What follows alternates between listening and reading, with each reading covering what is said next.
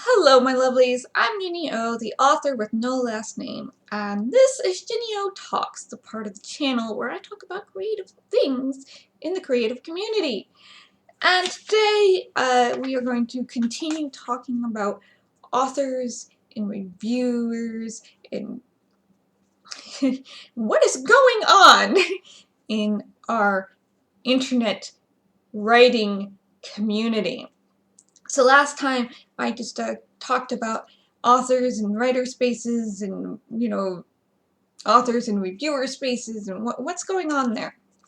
So today, I want to talk about reviews from the author side. So what is the author's responsibility? How do we interact with reviews? This is more of an etiquette and netiquette thing than writing advice. So just take it as you will. In my last video, I mentioned I have been in writer-author spaces for upwards of 20 years. I started out with a pseudonym, I'm not going to tell you what it is, on fanfiction.net.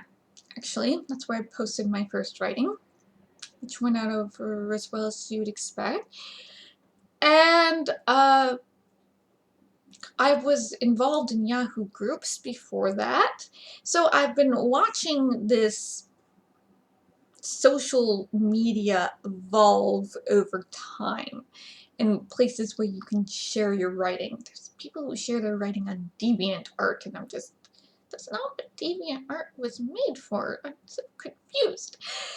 But there is this social etiquette that has grown and flourished in these kind of author spaces on the internet, like fanfiction.net, Fiction Press, AO3, Wattpad, Royal Road, you name it.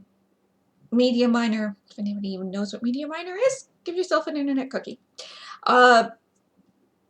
Just basically all of these different little spaces on the internet. And they have their own type of culture around posting their works and getting feedback on their works versus the culture that is surrounding the reviewing of traditionally published works. And in the last 20 years, we've had them kind of coming at each other like this, and they're not colliding.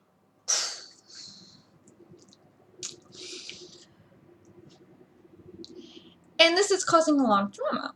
So, indie author, fanfiction author, I don't post a lot anymore under the pseudonyms I'm not going to tell you about, but indie author to authors in general, what are our responsibilities when it comes to reviews? First off, we have to think of a mindset.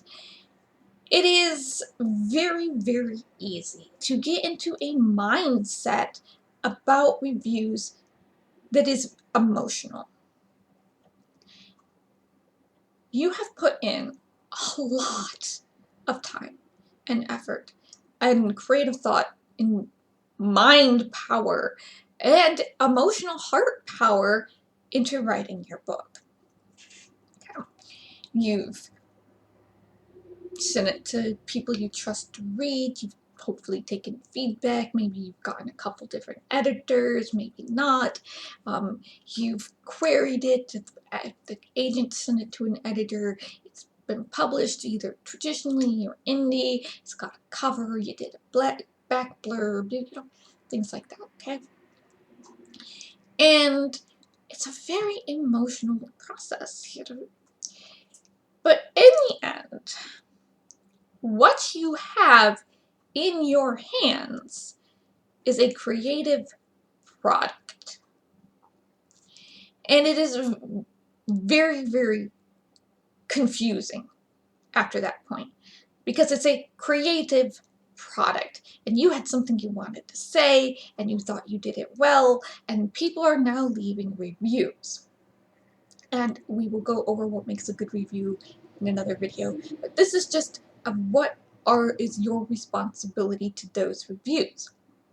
Your first responsibility is to get into your head that what you have put out for sale is a product, and people are going to respond to it as a product.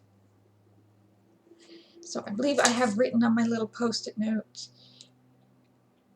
your book is not for everyone.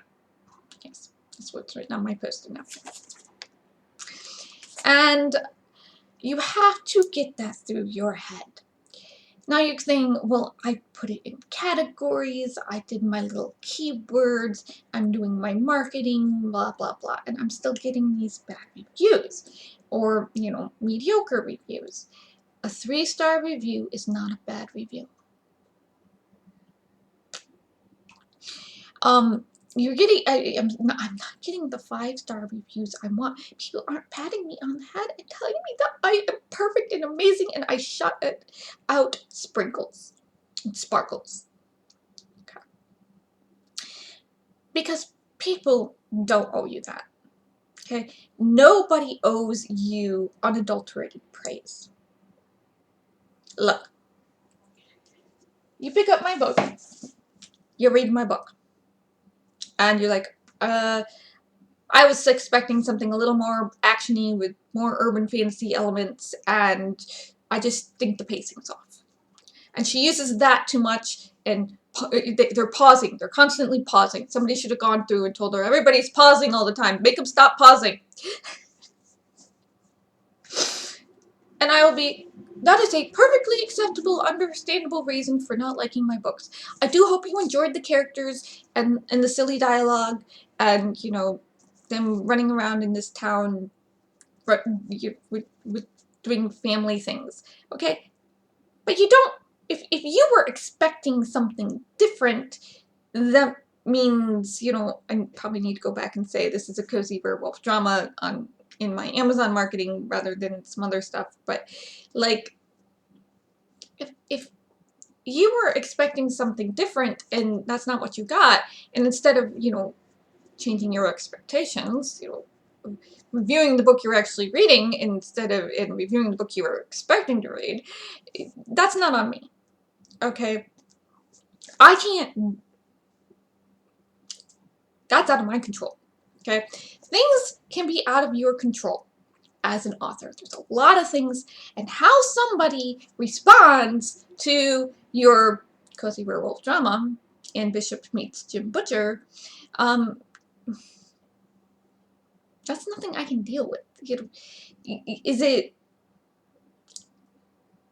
Sometimes it's funny. Sometimes it is funny, okay?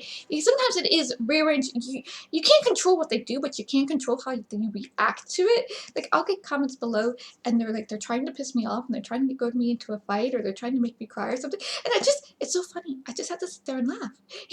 It's just like, oh, okay. You are not the audience for my book. You are not the audience for my video, but you came here anyways. Okay, that's fine. We can do that. We can handle that.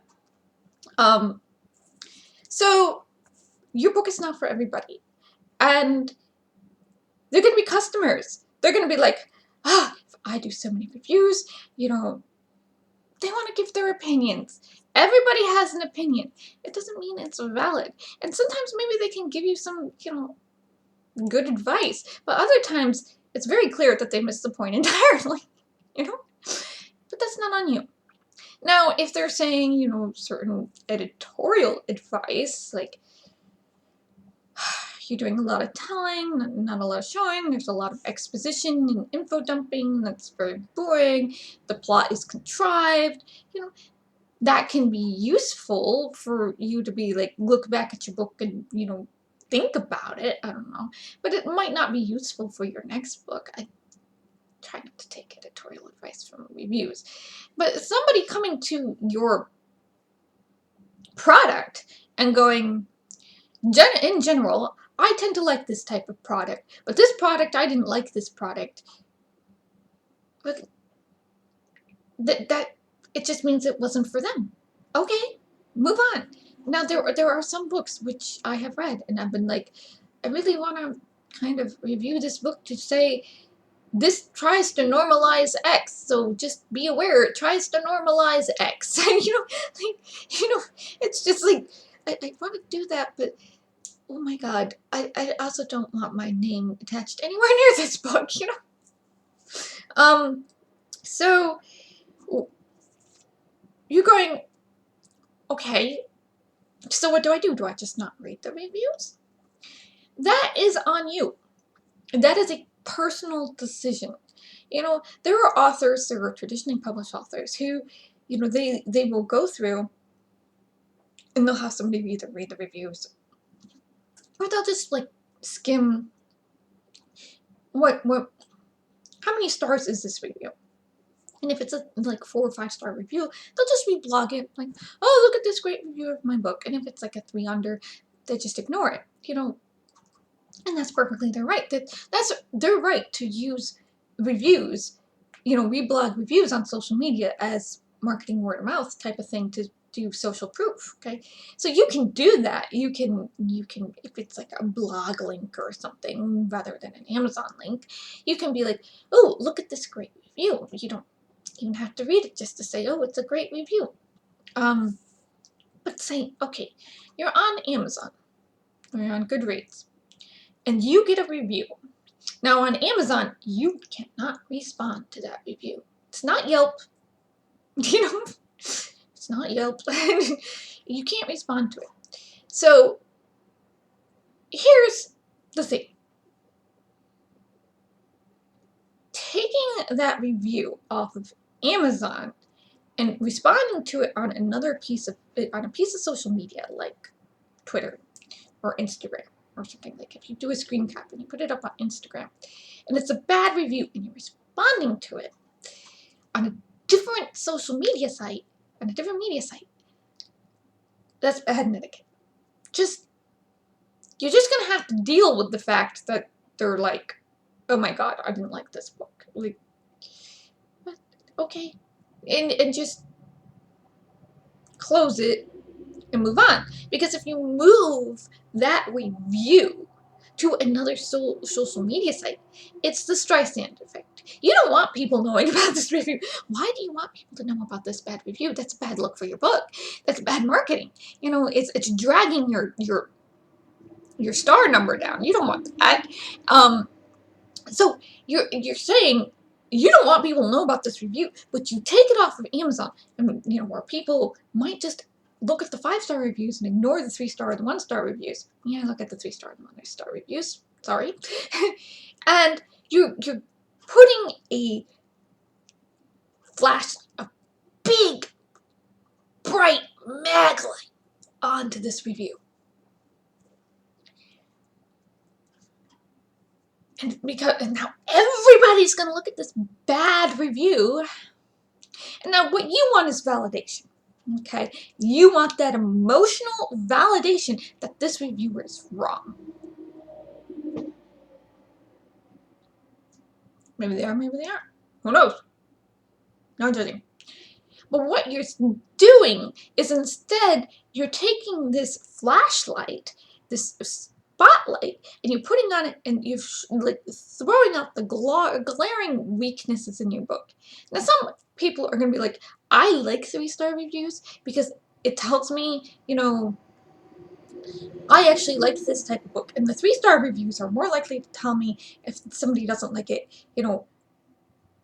if there's this type of stuff in it than like a glowing 5-star review, So some people are going to take that 3-star review and be like, use it and go buy your book. But other people are going to take that 3-star review, see who did it, track them down on their social media, and go to town. And suddenly it's jump. And you become an author behaving badly. And you're like, oh, now I got to private my social media for a while or walk away or, But sometimes I've seen authors delete their social media entirely and come back under a new name like 6 months later. And I'm like, don't do that. Don't do that. Now they think you're a bot. It's not a good look. Okay? So your responsibility, if it's on, say, like Amazon, is to do nothing. Just, if you don't think you can handle your emotions, to realize that your book is not for everybody, do nothing is usually the best thing you can do. Now, if you need to vent about a bad review, I highly suggest having some sort of support network. Whether, I don't know, I use my dad. I use my best friend. I'll just stare and rant for a little while. And my dad smiles and nods, and my best friend goes, right, right. Validation. You know, and if you need that type of support network for bad reviews, find somebody. Do not, please, do not expect the entire stranger sphere of the internet to be your support network. It just makes you look bad, it makes your book look bad, and it's just this horrible thing. Now, okay, I'm posting my book on Royal Road or Wattpad, and I'm getting comments. Okay. Assuming you're not #1 on Wattpad and you're getting thousands of comments, if you are on Wattpad and you are getting 5-10 comments per chapter, go ahead and respond. That's the social aspect of Wattpad. That's what Wattpad is about. And in general, the best thing to do is thank you for reading. That was insightful. See you next chapter. Many internet hugs. Just thank them. If they say something negative, be like, didn't think about it that way. You know, things like that. Because people can get very attached to their viewpoints of things, and there's no point in arguing with them. The biggest thing I guess I can say about this is don't get into arguments on the internet. Nobody wins. Nobody wins, okay? But your responsibility as an author on a social media more style writing website like AO3 or fanfiction.net or Wattpad or Royal Road or wherever you're posting, if they have a comments reply feature, that's part of you being a good author, is replying to it. Now, Goodreads, don't. Goodreads is like the opposite of this. It's like, oh, you've got your book up on Goodreads. People can go read the book, buy the book from someplace else, come back and leave a review on your book. And it's like, well, there's a reply feature. You know, you as the author, I have an author account on Goodreads. I could go in, I could reply to the reviews. I don't know if there are any reviews. New ones, but anyway. But you don't do that. It's, you have to have control, of a little blog, or maybe you're running a giveaway over there, you're doing an question and answer thing, but you're not replying to reviews. It's not worth your time. Okay? Just don't do it. Don't start arguments on the internet. And so just the biggest thing is you have to remember when you're putting out a product that these reviews, they aren't for you as an author. They're not there to prove your marketing is right. They're not there to give you editorial advice. They're not for you. The reviews of a product, a customer product for other customers. And your product is not going to be for every single customer. And that's okay. Okay, you don't want your book to be for every single person. Then it's going to be a very boring book. You want to have specific tropes and archetypes and plot lines that are going to attract a certain type of reader. And that's what marketing is for.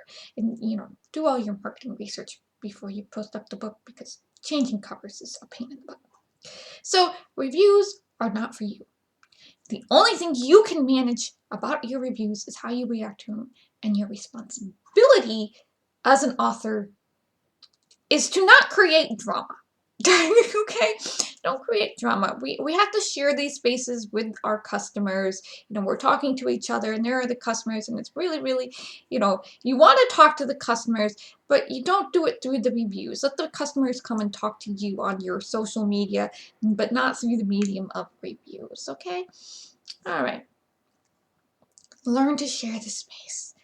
Don't create waves. Thank you for listening. Take care of yourselves, my lovelies. Bless, stay safe, and I'll see you in the next video.